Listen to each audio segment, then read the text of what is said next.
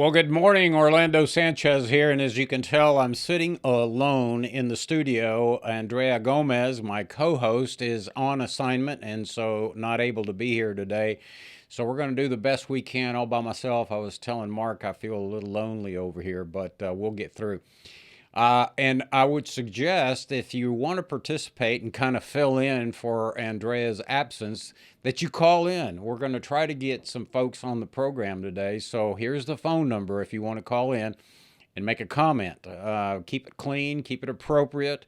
This is a G rated program. The call in number is 281 833 3333. And I believe that phone number appears in the bottom left of your screen. So it's 281 833 3333. And we welcome your comments, observations. A lot of things going on in Texas. Obviously, many people that are political junkies are riveted on watching the Senate and the Senate chambers at the Texas House in Austin, which is the hearing after our Attorney General Ken Paxton has been impeached by the Texas House of Representatives. As you know, that rolls over into the Senate, where the president of the Senate, Lieutenant Governor Dan Patrick, is serving as the judge. And I think we're wrapping up the hearings this week. I think that's what Lieutenant Governor Dan Patrick instructed the attorneys for both sides. And so it's interesting television. If you haven't watched it, I think you can tune in to the Senate live shots that are being made available to the public through probably senate.gov, I'm sure. So anyway, again, we want to hear from you. This is your opportunity to comment either on the hearings or what's happening politically. Great news. Kira Sanchez, the sitting elected official in Kleberg County, Texas, yesterday or the day before, flipped from Democrat to the Republican Party. This is nothing new in Texas. A lot of Latinos, a lot of Hispanics, a lot of Tejanos are switching from the Democratic Party to the Republican Party because they feel more welcome. They feel like their values are more aligned with the conservative movement in the state of Texas. And as we all know, the Republican Party is a big operation. It's a big party. We have many folks in the Republican Party from the far right, just like the Democrats have the far left, the extremists, to middle of the road, to more liberal Republicans. But as Ronald Reagan used to say in the 80s, we're a big tent. And we want everybody in the Republican Party, in the conservative movement, regardless of your political views. But if you believe in limited government and low taxation and the Constitution and living by the enumerated powers offered to the Congress by the Constitution, and if you believe that the states retain all powers not given to Congress, then you're a conservative. If you believe in limited powers, that means that the federal government gets to coin the money and set treaties with other countries and regulate commerce, and then everything else is left to the states. You're a conservative. And so we asked you to participate in the program today. 281 833 3333. 281 833 3333. That number's on the bottom left of your screen. I'd love to hear your comments on the hearings in the Senate and how's it going? What's your prediction? What will be the outcome? Today, we are fortunate, and speaking of Latinos, conservatives, leaving the Democratic Party and joining the Republican Party, we have a man that I have known for many decades. So he is an immigrant from the Dominican Republic. Came here, as many of us immigrants do, looking for an opportunity in the United States, and began working in the automotive industry. I met Julian Martinez. He was a wonderful mechanic and used to work on my BMWs and still does. And he's built quite an empire. If you're from Houston and you've ever heard of Beamer Automotive at the corner of Janetta and Richmond, that's Julian Martinez's business.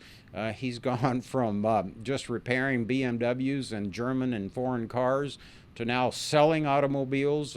I think his property now is in excess of over 5 acres. He's living the American dream. And what does Julian want to do? He's decided to throw his name into the ring, put his hat into the ring for mayor of Houston.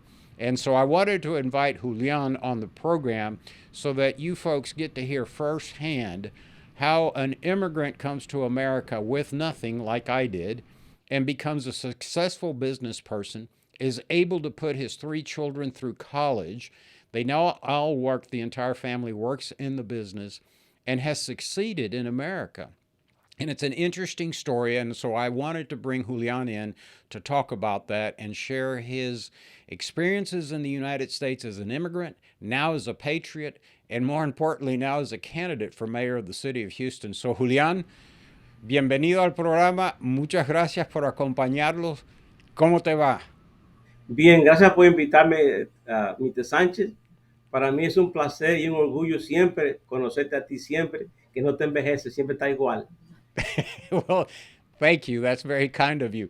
Julian, I know that sometimes you struggle a little bit. Remind me a lot about my father when my father immigrated from Cuba. His English wasn't the very best, so feel free to go between English and Spanish. If you forget a word in English, you can say it in Spanish. Our audience is mostly, Hispanic and English speakers, but we'll get by.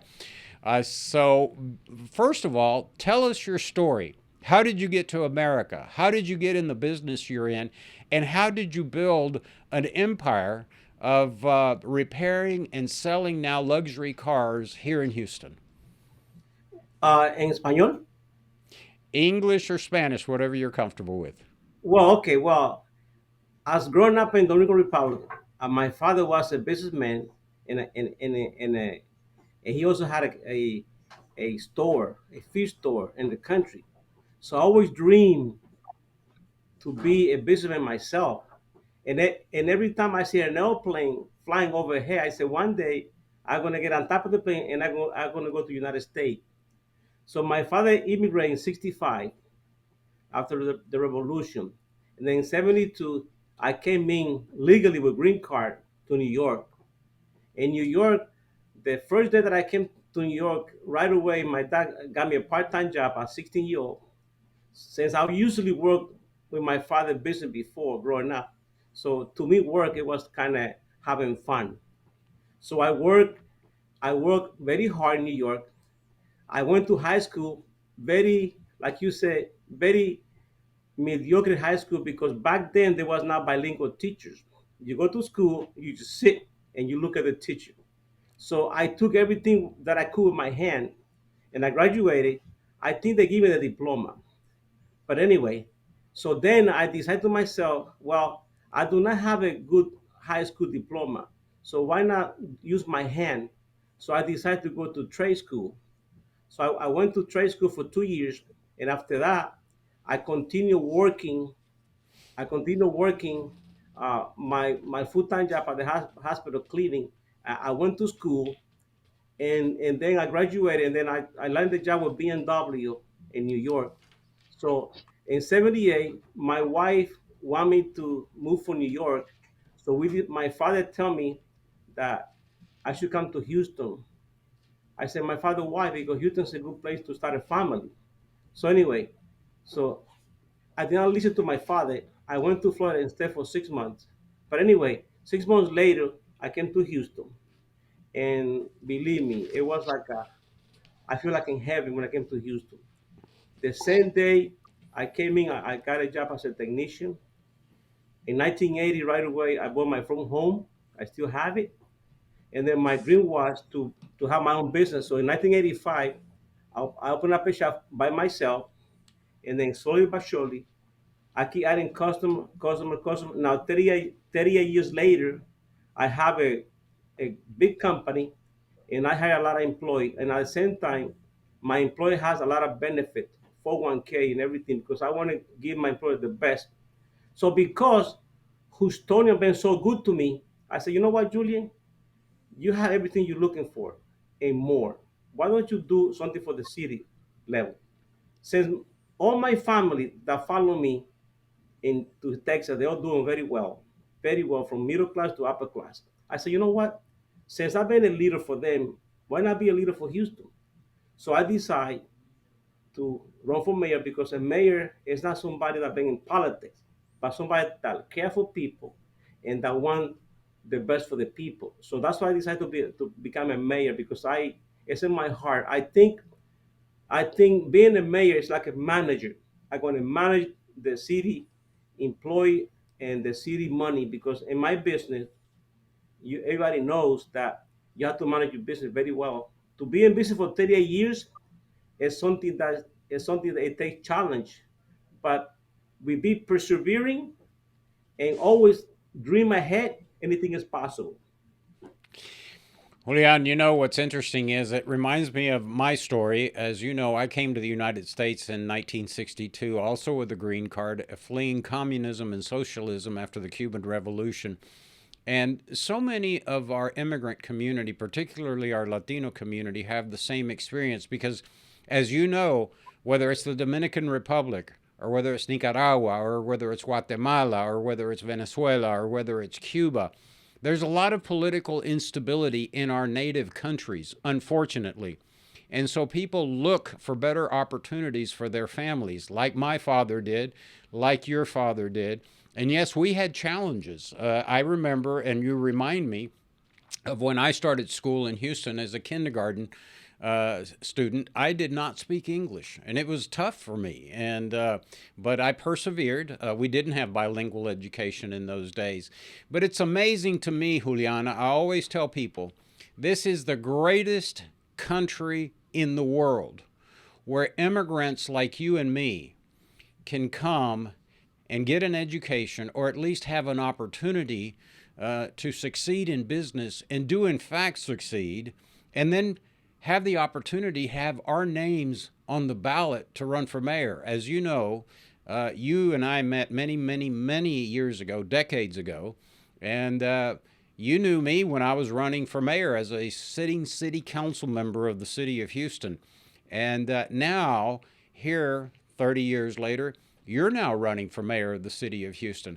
I remind people all the time, Julian, that only happens in America because no one from the United States would ever have an opportunity to run for mayor of a Latin American country, wouldn't get elected, uh, probably wouldn't even get on the ballot. Share with us why you believe that this is, in fact, the greatest country in the world. Oh, definitely. When I came to this country, I mean, the people, the air, I can feel in the air how good it was to be in my wife and I, we talked about it before. It was wow, we came to this country and they received us like they knew each already, without passion and compassion to us. And and even in high school, people see me that I didn't speak English and they try to help me. They try to get me to the room so that I couldn't find the room where I was supposed to go to class on it. So it was a challenge, but I knew that eventually my dream was, actually, I didn't know what I was going to be. All I knew, I was going to be somebody important, but I didn't know it yet. I didn't even know that I was going to be that I was going to have a large business.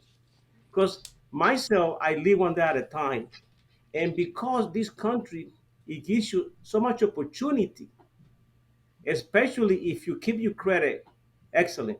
Because the main thing for people, for business people, you have to keep your credit clean, because you need credit to be in business.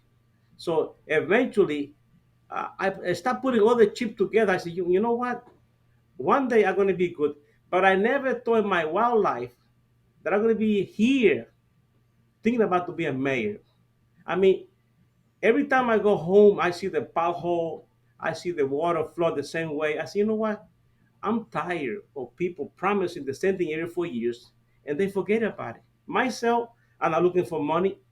I just want to leave a good legacy to my grandchildren, because I want my grandchildren to see, you know what, my grandfather, he tried to do the right thing for the city and he succeed. So that's what I'm looking forward when I become your mayor of Houston. Julian, I'm assuming that, as you know, there are many, many people on the ballot. How many people are running for mayor? Like 18?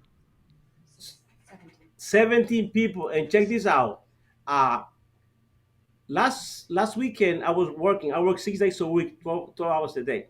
So I got a phone call from this person. I said, "Hey, Julian, you're not here at City Hall. They're gonna do the lotto." I said, "What's the lotto?" I said, "No, they're gonna pick the number, the name from the hat to see who's gonna be number one." He said, You are number one." I said, "I know I'm number one with Jesus." He said, "No, for sure, you're number one in the ballot." So I think God already answered that prayer. So now the people need to get along and elect me now. So, what Julian is talking to or about is that once the filing deadline for candidates on the ballot has passed, at City Hall, they will draw numbers uh, for the order in which you will appear on the ballot. And obviously, Julian didn't attend because he's a businessman and working, unlike other folks. And lo and behold, he finds out he is number one on the ballot. Is that correct? That's correct. And you know what? I'm nobody, compared to Sheila Jackson and they have a lot of I guess politics in this earth. But my power is in heaven. So even though if it was their way, they could have been one and two, but they had no control for that. So God chose me to be number one, and I intend to be your mayor, Houston.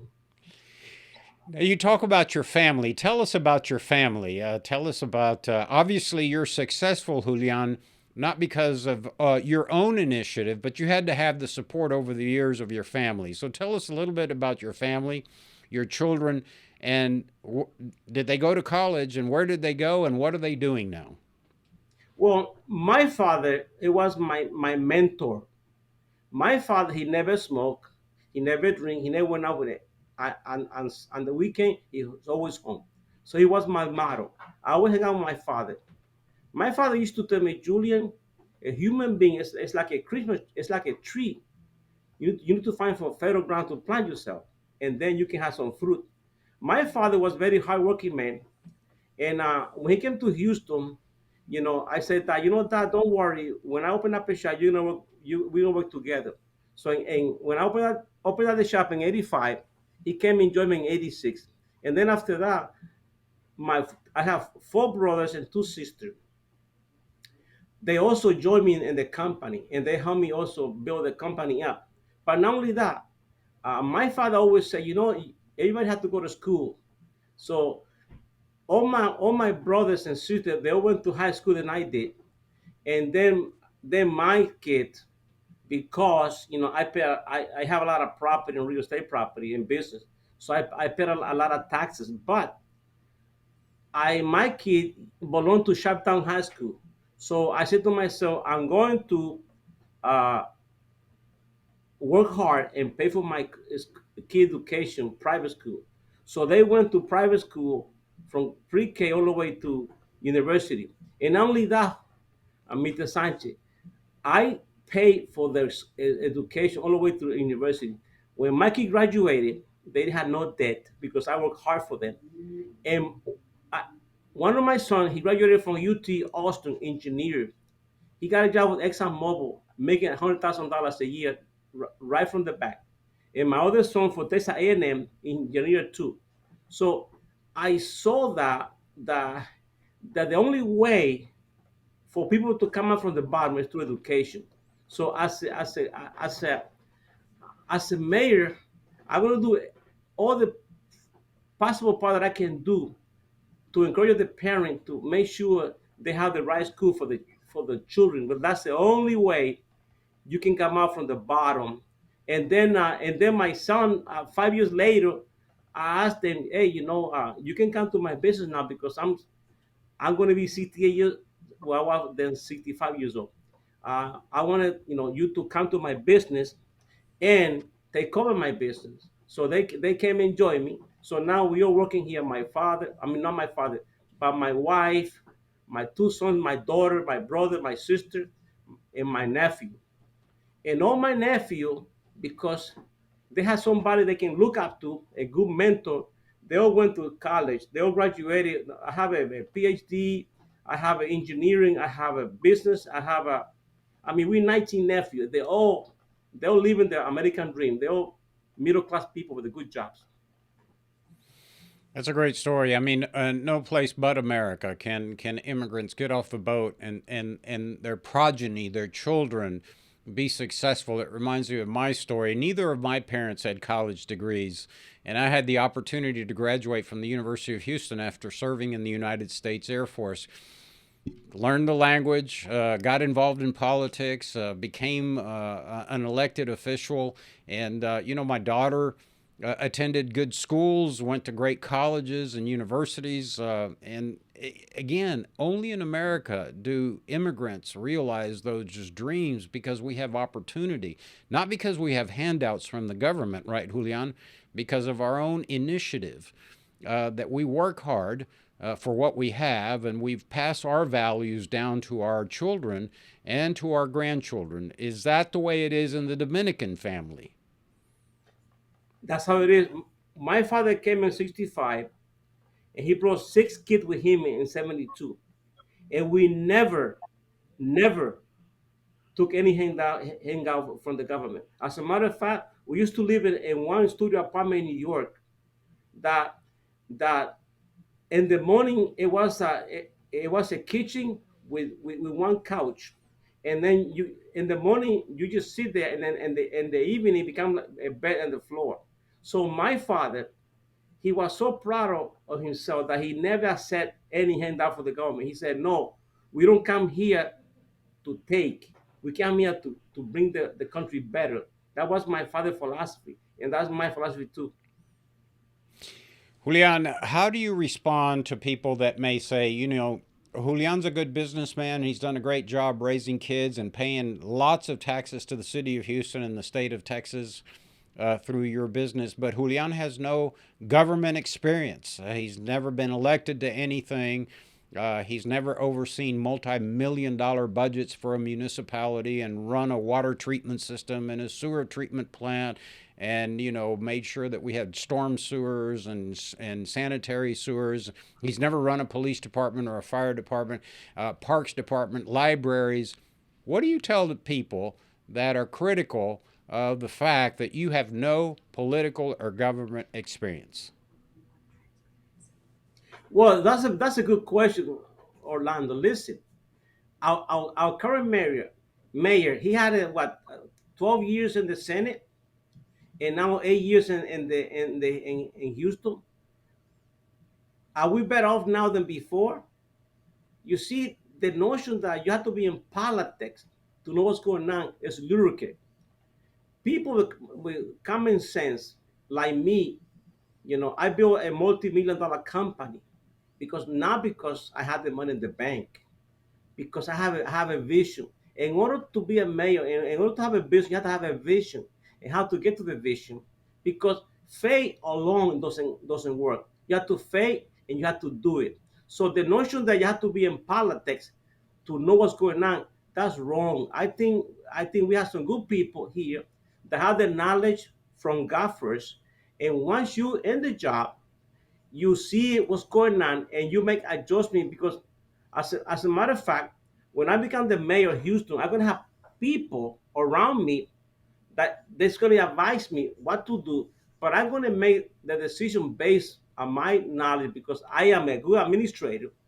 I can tell you, I'm a good salesman, and and also I'm a good businessman because I need to balance my budget in my business. So basically, that's why this country or the city is so in bad shape, because politicians, they know how to make money for them and to do uh, side job deal or do deal by themselves. But when I become your mayor, it's not going to be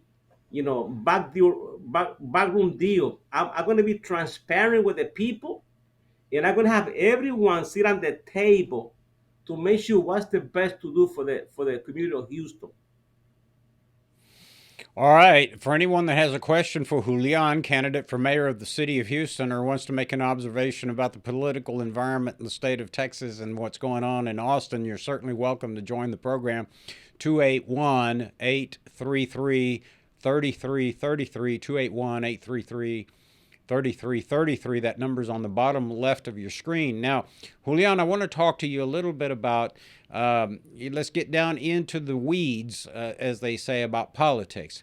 As you know, about 43% of the city of Houston's population, if you have an ethnic breakdown or by nationality, uh, are Latinos, Hispanics, whatever you want to call them. The bulk of them Mexican Americans, but increasingly more people from all over Latin America: Venezuela, Puerto Rico, Nicaragua, Guatemala, El Salvador.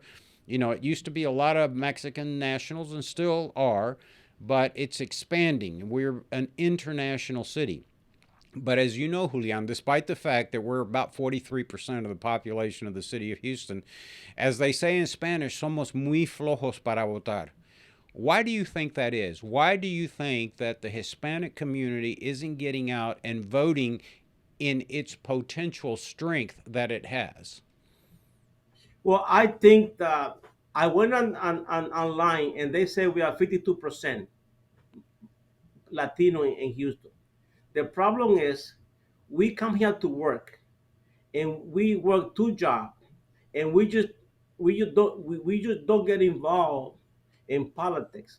And then you know what, and then we only get involved when something happened to us personally. So I think that if we get together, we all have good moral value. We are conservative by race, so we need to find a way to sign up and register to vote, because if we can vote, we can change the landscape of the city or the state and this great country, because we're going to be a majority for pretty soon coming up. And so we're going to have responsibility to make sure that we are conservative, compassionate with the people that we serve. Juliana, if you were mayor today, let's say you were inaugurated tomorrow, the election were today, you win the election, tomorrow you're sworn in as mayor of the fourth largest city in the United States. What are the first three things you would do in Houston? Well, first of all, I will get together with the leader of the department. Number one. Number two. First of all, I will invite other pastors to clean the city, to put holy water there, because the city's been running by hyenas, destroying us. So, so that was number two. Number three, I will first not going to change anything right away. I'm going to assess the department to see what they are doing, keeping what they're doing good, and what doesn't work, scratch it. So that's what I will do first. I will get together with the leader, head department, and with the chief, with the police chief, and see what is the best course of action to manage the city properly. Do you think we have enough police officers in Houston? And if you don't believe we have enough law enforcement, how would you, given the city's budget uh, troubles, increase the number of police officers serving the citizens of Houston any given day? Well, I mean, right now, according to the data that I saw, we have 5,600 police on staff and 1,200 assistant police. I divided by 1.8 million people. That's 320 police, 300 people per police. I think the problem is not policemen. I think the problem is deterrent. And I heard that I heard that only about 50 to 60% of policemen down the street.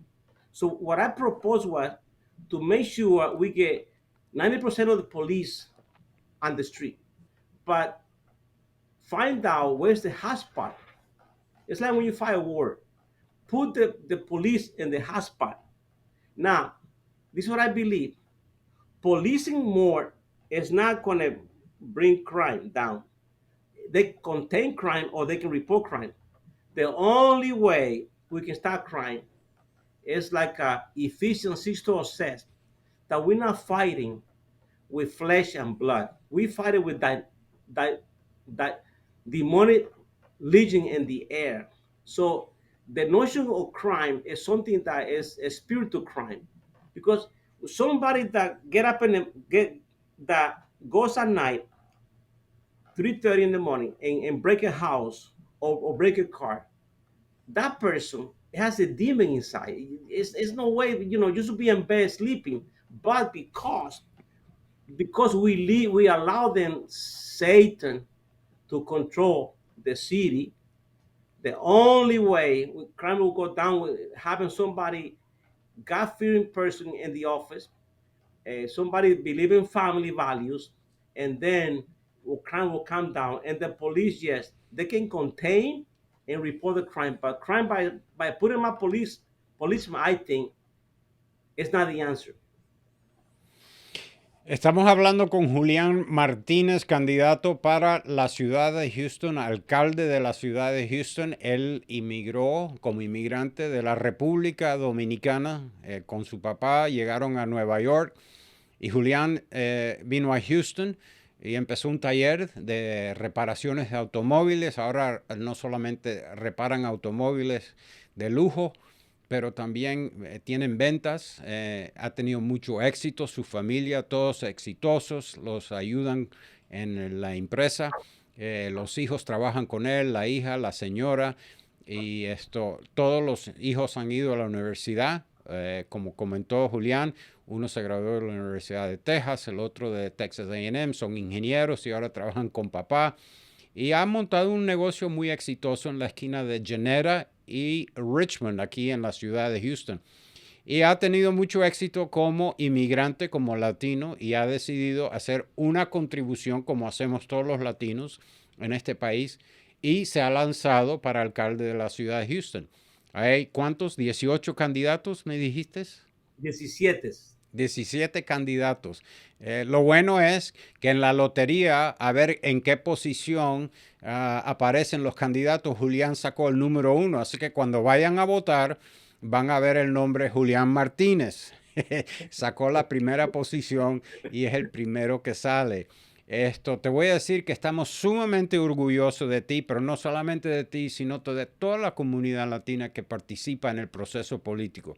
Uno no tiene que lanzarse para un cargo gubernamental para hacer una contribución en este país y en esta comunidad. Lo más importante que puede hacer el latino, el inmigrante, es inscribirse y votar, salir a votar, porque como estamos comentando, Julián y yo, que a pesar que somos la mayoría de la población de la ciudad de Houston, lamentablemente no tenemos representación en el concilio de la ciudad de Houston. Nunca hemos tenido alcalde. Ahora tenemos nada más que un concejal que es hispano, el señor Roberto Gallegos, que también se ha lanzado para alcalde. Lo bueno es que hay muchos latinos ahora que se han lanzado para posiciones municipales. Muchos de ellos, como Julián, inmigrantes conservadores. Y como ya comenté, el Partido Republicano está embullando a muchos hispanos que participen en el proceso político y en el Partido Republicano, porque nosotros, como ha comentado Julián, los valores de nosotros son valores conservadores. Apoyamos a la policía, apoyamos a la Constitución, apoyamos a la libertad. No queremos limnosas del gobierno, queremos la oportunidad de trabajar y lanzar una empresa como ha hecho Julián, que se ha hecho multimillonario aquí en Houston, pero también paga muchos impuestos. Y quiero comentarte, Julián, que tú no eres el único dominicano famoso en el estado de Texas. Claro que aquí en Houston eres el mero mero, como dicen mis amigos mexicanos, ¿no? Pero Sí, quiero sí. comentarte que nuestros vecinos al oeste, en San Antonio, en el condado de Bejar, que le decimos Bexar County, hay otra dominicana que ha lanzado una carrera para un cargo público. Y le voy a pedir a Mark que ponga la foto de la dominicana, tu paisana, que se lanza para Mira para allá. comisionar, para la posición de comisionado del condado de Bexar. Esta jovencita Lina Prado llegó a los Estados Unidos igual como Julián, con un sueño de mejorar su vida. Y estudió, fue a la universidad y se ha hecho ejecutiva de una de las compañías que fabrican aviones más grandes en el mundo. La compañía se llama Boeing, Boeing Aircraft. Y es veterana, mamá, esposa, ejecutiva y ahora se lanza para un cargo público como comisionada para el precinto número 1 en el condado de Bexar, que es San Antonio. Así que los dominicanos ahora están avanzando. Era tiempo ya. Yo estoy muy orgulloso de los caribeños que vienen aquí y hacen contribuciones, pero ¿qué te parece la candidatura de Lina Prado? Perfecto, eso es una bendición que, que, una, que una paisana también tenga el sueño de mejorar este país, que eso es lo que nosotros debemos hacer. Este país, nosotros tenemos que poner lo mejor que lo encontramos. No coger, sino poner más para que vivamos mejor en tranquilidad. Yeah, and I'll ask Mark to put up Lena's picture again because what I said in Spanish for our Spanish speaking audience. But let me just say that this is Lina Prado that you're looking at. And like she is a paisana, like Julian, who is from the Dominican Republic. Lina also was born in the Dominican Republic, immigrated to this country with her mother, had a dream of succeeding in the United States. She is a mom, she is a wife, she's an executive with the Boeing Corporation. Actually, was charged, as I understand with my conversations with Lena, because she is also a graduate of Leadership Latino. That is the classes that we put on across the state of Texas. And Mark's got a picture of our last class. These are young people from across the state of Texas that have an interest in serving their communities at any level of politics, whether it is a campaign manager, a press person, a precinct chairman, a fundraiser, or even a candidate. We train these folks, and several years ago, when we had our class in Bexar County, Lina Prado attended, and she told me, like Maida Flores did in 2018, another Mexican immigrant that went on to be a U.S. Congresswoman, the first Mexican ever elected to the U.S. Congress, a naturalized U.S. citizen, of course. Lina had a vision, and her vision was to serve the residents of Bexar County. And she is now realized that dream, and so she is now a candidate for Precinct 1 Commissioner of Bexar County. She is a stellar human being, a stellar candidate. We're going to have her on the program, but I wanted to share that with you, Julian, because she too is from the Dominican Republic. Not only does la República Dominicana no solamente producen peloteros grandes, superestrellas en el béisbol, pero también personas que hacen contribuciones en este país. I mean, I was telling Julian that because we're all from the Caribbean, we not only produce excellent baseball players that, like the Houston Astros. I mean, we have dozens of ball players that hail from the Caribbean, whether from Venezuela or Puerto Rico or the Dominican Cuba. Republic. And now we have them from El Salvador, my home country of Cuba. We help win national World Series championships, but we also have leaders in the business community, like Julian, like Lena, who have decided that what they're seeing is not something they approve of. These are contrary, the policies that we're seeing, not only in our state, in our school districts, and emanating from Washington, D.C., are contrary to the values of the Latino community in this country. And so, for me as an immigrant, I'm extremely proud of these people that step up and put their names on the ballot to represent their community and to better their community. So, again, we're going to have Lena on the program. But, Julián, ¿cómo invitamos a las personas que lo apoyen a usted? ¿Cómo la gente se puede comunicar con usted? ¿Cómo pueden involucrarse en la campaña suya? Bueno, es bien fácil. Nosotros vamos a tener Meet and Greet aquí en el shop el sábado 16 de este mes, de 5:30 a 8:30. Aquí vamos a estar juntos para ver lo que yo he hecho en 38 años. Aquí está mi esposa que ha estado casada con ella por 45 años. Soy una persona que le teme al Señor y que vive para la gente, no es para Julián. Y yo quiero que ustedes me apoyen, que vengan de 5:30 a 8:30 al 9201 Richmond Avenue. Vamos a estar aquí para explicar más de la visión que yo tengo para la ciudad de Houston. Porque tengo algo grande para la ciudad de Houston. Yo tengo un corazón para la gente. Yo soy una persona que soy bien bondadosa. Yo tengo un orphanage en India, en Dominicana, en este país. Yo ayudo bastante gente.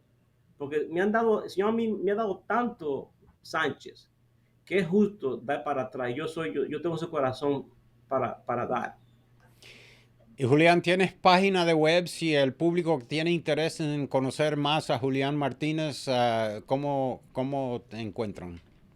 Sí, claro, claro que sí. Pueden ir a www.jmartinez2024.com. Repítelo una vez más. www.jmartinez2024.com. Ok, y dilo en inglés. www.jmartinez2024.com. That you got it. Yes. That's Julian's website. If you're interested in learning more about Julian, he says that. ¿En qué fecha es el meet and greet? Este sábado, 16 de septiembre. This Saturday from 5:30 until 8 is a meet 30. and greet. I'm sorry, 5:30? If 5:30 to 8:30, we can have meet and greet, and we got some food also. Okay, this Saturday, come by and say hello, meet Julian Martinez, Julian as we call him in English, Martinez. You'll enjoy seeing some of his car collection. You'll see the amazing business that he has built at the corner of Janetta and Richmond Avenue.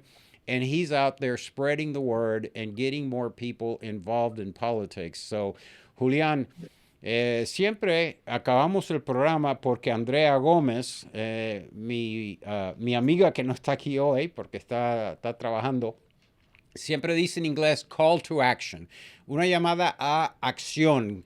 ¿Qué le dices a la comunidad para que se involucren en la política? ¿Cómo te pueden apoyar? ¿Qué es lo que podemos hacer como comunidad? Y una pregunta que quiero hacerte antes que me hagas la respuesta a esa pregunta. Por curiosidad, ¿Univisión o Telemundo te ha entrevistado para informarle al público cuáles son los candidatos hispanos? No, we contact them. Y déjame decirte por qué te hago esa pregunta. Parte de la razón por cual el hispano en esta ciudad de Houston ha bajado de participación en el proceso político es porque no hay cobertura de la política en la ciudad de Houston.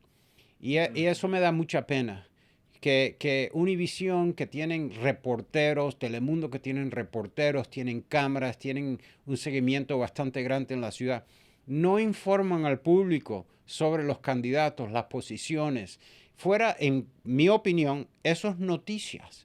Que un inmigrante como usted llega a este país, lanza una empresa, los hijos con mucho suceso, su negocio con mucho suceso. Número 1 en la boleta para la votación en noviembre 7 y nadie de los medios hispanos ha entrevistado a Julián Martínez. Bueno, lo que pasa es que los latinos no nos unimos. Los latinos tienen que ponerse la pila, como dicen. Y esos canales que no quieren que suba el candidato, que no lo miren, que le bajen de viewership. Así que se habla. Cuando le pica el bolsillo en la cartera, entonces ellos se dan cuenta. Nosotros aquí somos mayoría en la ciudad de Houston. Mantenemos la emisora, la televisión, el budget de ellos. Si nosotros a ellos le hacemos lo mismo a ellos, entonces ellos van a venir a nosotros para que los repartemos. Es así, Orlando. Bueno, así que para los que nos están viendo, por favor, marquen Telemundo, que es, los dueños son Universal NBC, y a Univisión para encenderle una llama abajo del asiento, como dicen en inglés, light a fire under them, para que empiecen a darle cobertura a los candidatos hispanos, que hay muchos en esta ciudad, para informar al público y para embullar al público para que participe en el proceso político. ¿Por qué yo siempre llamo la atención a esto? Julián, porque en el año 1995, cuando me eligieron a mí como el primer inmigrante latino en la ciudad de Houston, teníamos 6 6 hispanos en el concilio de Houston. Teníamos a Silvia García, la Contralora, teníamos a John Castillo, teníamos a Orlando Sánchez, teníamos a Félix Fraga, teníamos a Gracie Sainz, teníamos una docena de hispanos. Y a pesar que el concilio lo han ampliado por 2 posiciones más porque el crecimiento de la población, nada más que tenemos un latino de un distrito en el municipio de la ciudad de Houston. Y eso es vergonzoso y es penoso. Y parte de la responsabilidad que tiene Univisión y Telemundo es compartir con el público cómo participar en el proceso político y no lo hacen. Así que mis amigos en los medios que están viendo, fíjense, enfóquense, préstenle atención a los candidatos que están luchando para representar la voz latina conservadora en la ciudad de Houston. So, Julián, ¿qué acción puede tomar el público para apoyarte? Well, the first thing they need to do, they need to register to vote, because a lot of people come into the shop, you know, every day, and I ask them, I said, no, I can't vote. Why? I'm not registered. So they need to go out and register. And once they do that, then they can vote. That's the problem, Orlando, that we have. That's more Latin people. They stay in the sideline and they don't get involved. But we don't have to get involved, because if we don't get involved, we're always going to be in the bottom. So we need to tell our people, my people, your people, hey, you know, one vote for Sheila Jackson and one vote for Julian is the same vote. It's the same value. Doesn't matter who it is. So it has the same value. So we need to tell the people, go out and register. And please register early. And then when you go vote, vote early. Don't wait for the last minute to vote. Y ahora dilo en español. ¿Cómo pueden ayudarte los ciudadanos de la ciudad de Houston? Primeramente yo quiero que ellos se registren para votar. Porque si no te registras no puedes votar. Y un voto tuyo, que eres bien simple, y un voto de Sheila Jackson o de cualquier persona que diga que es importante, vale lo mismo. Tiene la misma cantidad, un voto. Primeramente, tienen que registrarse. Y cuando vayan a votar, voten temprano. No esperen el último día. Cuando votan temprano, pueden ir a cualquier oficina que hay máquina de votar y vota sin problema. Pero si espera al último día, tiene que ir asignado donde tú vives en la área. Y a veces hay una línea, a veces se rompe la máquina, no hay papeles. Así que vamos a parar las excusas que tenemos antes. Bueno, es muy buena información. Ojalá que el público te pueda apoyar. Como dice Julián, es súper importante que todos en la comunidad se inscriban para votar. Como dice Julián, es mejor votar con anticipación que esperar el día de las elecciones, que es el día 7 de noviembre. Acuérdense que el periodo para inscribirse para votar aquí en los Estados Unidos, en la ciudad, usted se puede inscribir a votar hasta 30 días antes de la elección. Quiere decir que octubre, creo que 7 es el último día en cual usted se puede inscribir para votar en las elecciones de noviembre. Pueden hacerlo después de eso, pero no van a poder votar en las elecciones de noviembre. Sí van a poder votar en la segunda vuelta. Como hay tantos candidatos, casi nadie va a ganar en la primera vuelta. Así que bueno, dice Julián que sí. Ojalá que Julián gane, pero vamos a suponer, como es la historia, por ejemplo, yo cuando me lancé para la alcaldía, fui a la segunda vuelta 2 veces. Quiere decir, la segunda vuelta es en diciembre. Usted puede inscribirse, aunque no se inscriba 30 días antes de la elección general en noviembre, puede votar en la segunda vuelta, lo que le dicen en inglés el runoff. Así que lo importante es que se inscriban a votar. Y segundo, muchas personas están intimidadas para ir a votar. Julián, tú votas, ¿no? ¿Encuentras el proceso fácil o difícil? Bien fácil, bien fácil. Como dice en inglés, el piece of cake. Y cuando tú votas, Ok. te sientes orgulloso. Como tú votas. Así que Julian dice that Julian says that voting is easy as cake, and I agree with him. The importance is that you show up to vote. If you're over 65, you can request a ballot by mail. Si usted es mayor de 65 años de edad, puede pedir que le manden una boleta por correo. Así que la votación es fácil. Y si no entiende, cuando vaya a votar, hay personas que son bilingües que los van a ayudar. Cuando usted tiene preguntas, ¿cómo se opera esta máquina? ¿Qué se hace aquí? ¿Dónde entrego mi identificación? Todo eso. Pero es súper fácil. Y como dice Julián, es un orgullo poder participar porque cuando usted vota ya es parte, está integrado en la comunidad de la ciudad de Houston, el estado de Texas, el condado y en el gobierno norteamericano. Y es súper importante que los hispanos, todo el mundo, se inscriba a votar. So it's important that everybody go vote. As Julian said, voting is easy as pie, easy as cake, but you have to be registered. You got to register 30 days before the November 7th election. And even if you register after the 30-day period, you can still vote in the runoff. And the important thing is that you're a registered voter, and in the future you can vote city, county, state, and national elections. It's real easy. And if it's your first time, there will be election workers there that usually speak several languages, Vietnamese, Spanish, Mandarin. They'll be able to help you. So there's no excuse not to vote. We need everyone participating. Así que, Julián, te damos gracias por sabemos que estás sumamente ocupado con tu taller, con tu negocio, pero has dedicado media hora, 40 minutos de tu día para informar al público sobre el proceso político. Te deseamos mucho éxito. Estamos orgullosos que te has lanzado para alcalde de la ciudad de Houston y te invitamos otra vez en el futuro para que nos des un breve comentario sobre cómo va la campaña. Y ojalá que todo el mundo venga a verte a la esquina de Janetta y Richmond este sábado a partir de las 5:30 de la tarde para conocer a Julián y escuchar cuáles son los temas importantes para su campaña para alcalde de la ciudad de Houston. Again, this Saturday at Janetta and Richmond, Julián is hosting a meet and greet. If you want to meet Julián, you want to take a picture with him, you want to hear about his issues, please show up.